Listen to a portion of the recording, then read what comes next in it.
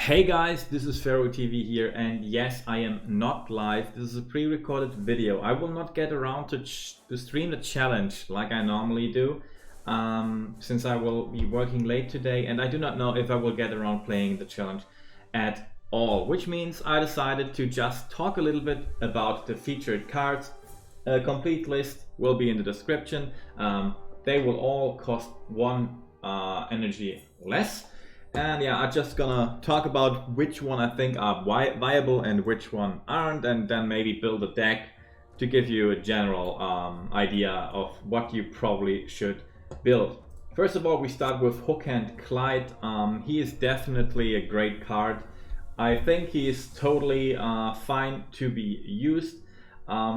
He will cost only 2 energy, and his body alone is almost worth 2 energy already, and his RNG effect is definitely pretty great. So I give him definitely a use if you decide to play Adventure.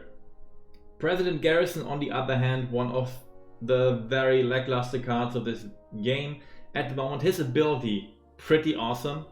Admittingly, those are his stats that he actually has in the challenge mode, and 256 damage is quite nice.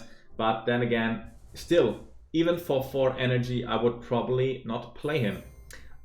So yeah, I give him a no, but if you're just in for the fun, maybe give him a try, but yeah, nope, he's not working out for me. The next one is Alien Clyde.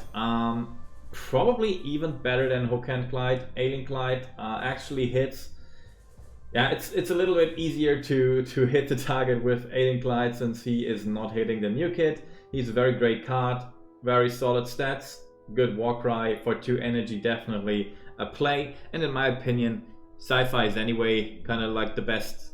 Yeah, not kind of. Scifi is probably the best theme and challenge anyway. And in this week we have good sci-fi cards featured, and Alien Clyde should be in your deck. Coming up next we have Outlaw Tweek. I don't even have him leveled on level 4. He's not a bad card, honestly, because even if he hits he's great for countering visitors, first of all.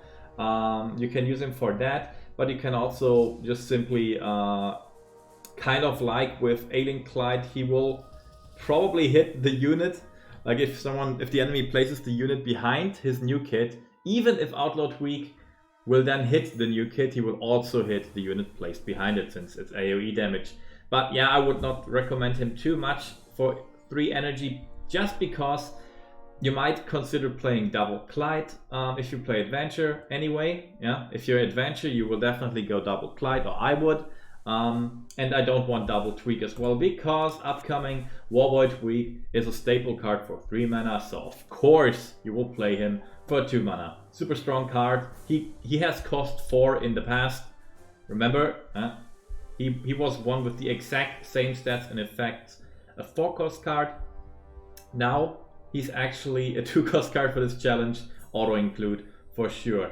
Honestly, I just noticed that my Warboy Tweek wasn't max. I'm pretty sure I've played him in several TVTs, but I'm not sure if we ever leveled him up to level 6. Probably not. Whatever, let's grab that experience here. We're pretty close to reaching level 23. Alright, 4S Monkey.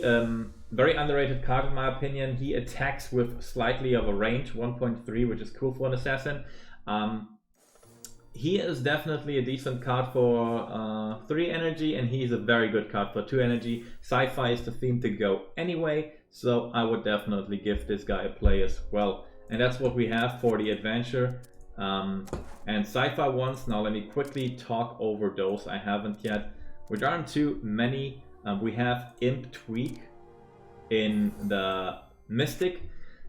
Yeah, Mystic is like a really strong theme, obviously, but it relies too much on the legendaries, which are not that great in challenge mode, being base level 1, which makes Mystic a rather mediocre theme in challenge overall. And Imp Tweek being 1 cost less does definitely not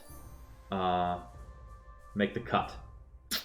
Like, Imp Tweek on its own doesn't really make the cut in my opinion, but even less him being a Mystic themed card, which is just not the greatest in challenge, I would say. Like overall, unless there's some stats meddled with. It's the only Mystic card. Moving forward, we have 2 cards in Fantasy. Fantasy being, in my opinion, the other option instead of Adventure. So you might consider playing Lianne. Lianne could be an option. Those are her exact stats that she will bring to the table. It's a 4 energy card for this challenge since it's kind of RNG. If you go with Lianne, yeah, I think she's usable. She probably gets decent trades in. I would say you can definitely easily block a unit and kill, like a low cost unit, and then she still has a decent effect to come. Could work, but for me it's just a maybe. This would be a card you play around with, or it's like a substitute card maybe if you don't have all the basic strong cards. And yeah, it's alright, but it's not great. The other card that is buffed for Fantasy is Cog Magic. Cog Magic, one of the most hated cards in this game, but it really unfolds its potential on the whale kind of area, you know, Cog Magic, where the whales are constantly playing their high energy costs, level 5 legendaries and shit, and then some sneaky Cog Magic dude comes in and transforms them into chickens. So that's why this card is so much hated. For you, on the other hand, playing on a lower level and in this challenge mode playing a level 2 Cog Magic, there's not many legendaries around to transform. Level 2 Cog Magic still 4 cost or 5 cost will only transform 2 targets. There is no current no interaction in this challenge mode. Let's say Alien Drone would be, for whatever reason, be reduced in the cost. Then this would be an option, you know, a level 3 energy Alien Drone, maybe with a 4 energy Cog Magic could see some value, could be interesting. But as it is right now, I would say Cog Magic gets a no from me as well. The last card is completely freaking irrelevant, but I talk about it anyway because I know a lot of you guys have the superhero theme leveled.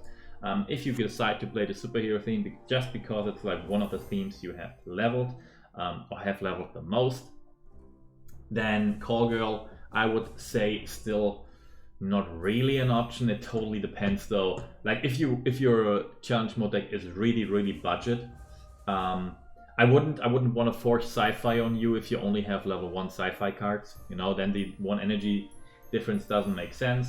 Yeah, 5 energy Call Girl, I would probably use her for your Mysterion or your Coon if you decide to play. Even maybe Dr. Timothy. I mean, you can use her, but only if you're forced because of your account progress being only superheroes, that you play superheroes, then use Call Girl. But Call Girl, if you have a well-balanced, upgraded account, Call Girl is not an option for you because you won't play superheroes, I would say. You play Sci-Fi Adventure or Sci-Fi Fantasy. Now, with what would I go in general? The deck seems like we're basically playing almost the same deck each week again. With the low-cost Sci-Fi cards, it's just really efficient. Warboy and Visitors, great harmony. Then also Poison is absolutely killing it in friendly levels or like challenge mode, killing it. You know, your Enforcer Jimmy is always great. Your Space Warrior Token is always great. Those two energy boys, they just rock the field at the moment. Other than that, I would probably not play anything else, but there's a staple card in challenge mode as well. Your Terrance and Phillip, you should play that. And that's it, I would say, with the Sci-Fi cards. And well, if you go with Adventure, you might just play some Psalm. Stand-up Many-Moon's always a good idea, and maybe a counter for a dangerous card if your opponent plays Mecha Timmy or Stand-up Many-Moons themselves, or a Dougie, you never know. Lightning Bolt is just a solid counter card if you get yourself into a pickle. And also Medicine Woman Sharon can be pretty cool because people will be running Fantasy and Sci-Fi, and when people run Sci-Fi they will run Poison. Medicine Woman Sharon could work wonders here, and yeah, that's what I would kind of build. Other options in the adventure theme, Calamity Heidi, depending on what you have leveled, of course. Calamity Heidi, always a kind of solid card. Aerostorm could work, you know, but you have Poison for that. I wouldn't go with 3 spells, but if you want to, Fireball is also an option, and Swordsman Garrison is always a solid card. Now let's talk though about the other option, in my opinion, which is this one here. Sci-fi fantasy. Oh my god, now we have to click here again. Blood of Bebe. You guys know this card is just great. She's great normally, she's great in challenge mode, she's overall a really good card. And other than that, Paladin Butters, always an option. Always an option right there. I would also probably go with DSR. A lot of people don't have DSR, and she's very often just sitting on my hand, as you know, but she can be a lifesaver. She can be really great, really worthy. Other cards are the Bard, Jimmy, of course, and other than that, other options in the fantasy theme. Yeah, we have some options, I would say. Princess Kenny can be played. The Gnomes are always pretty good. Really strong cards since the upgrade. I would probably even play them above Butters. I just would do that myself. But I think that's already pretty much it. One of those two decks would be the decks I would be streaming right now if I had the time. And maybe I would do some adjustments over time. But yeah, that's basically what I would play. Feel free to discuss in the comments, of course. In the comments, not the comments. The comments, of course. Where you agree, where you disagree. Give each other some help. And yeah, as a substitute for me streaming, I hope this kind of works out as of today. By the way, which Garrison was an option as well. Which Garrison, by the way, still better than one less energy Resident Garrison. Alright, that's it. Thank you very much for watching. I hope this is some kind of help. And I see you probably in another video. I'm not sure when I will stream the next time. Maybe Friday. Alright, Faro out.